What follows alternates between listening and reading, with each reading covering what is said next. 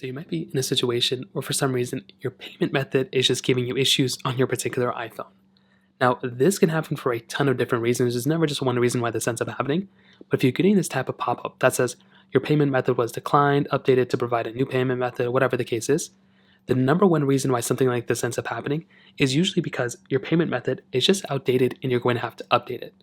So the first thing you're going to want to do is you want to hop inside of your iPhone settings and you'll come to a panel that looks something like this. Now, what you're going to want to do here is you want to go and click on your profile icon that's at the very top. You want to go and tap on it, and you want to go and click on Payment and Shipping. So tap on Payment and Shipping. Sometimes it may ask for your Apple ID passcode, so you can go and type it in. And once you go and type it in, it's going to show you all the different card numbers and everything you have associated with your particular account.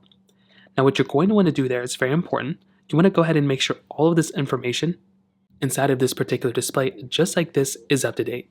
If it's a very outdated information, if your card ID number and all this stuff is outdated, then there's going to be a problem. It's not going to actually show you well. It's not going to be properly go through.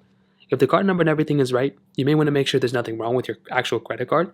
So make sure that you may want to contact your credit card company and letting them know, hey, I'm running into this issue, and maybe there's just some problem going on their end. On top of that, you may just want to go ahead and make sure there's no problems going on in general inside of Apple ID or inside of any other problems that are going on in the world. So what you want to do is you want to open up your internet browser and you want to go ahead and go to a website called either downdetector.com or is it downrightnow.com, or go on Twitter and Rex and just see if Apple or something is trending. And if there's things that are going wrong, if things aren't working out that well, you can go here and you can basically see if things aren't working well, you want to see if Apple, your credit card company, anything like that is trending. If it is, then there might be an issue on their end and you're probably just going to have to wait it out until you fix it. If that's still not working, you can try updating your iPhone, restarting your iPhone. Those are basically the main ways to go and fix it. If you have any other thoughts or questions, please let me know in the comment section below. Hit the like button, that will mean so much, but definitely hit that subscribe button. More importantly than everything else, I love every single one of you guys. Hopefully I'll catch you guys in the next video.